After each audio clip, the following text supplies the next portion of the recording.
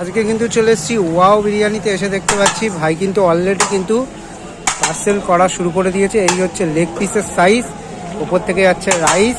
দেখুন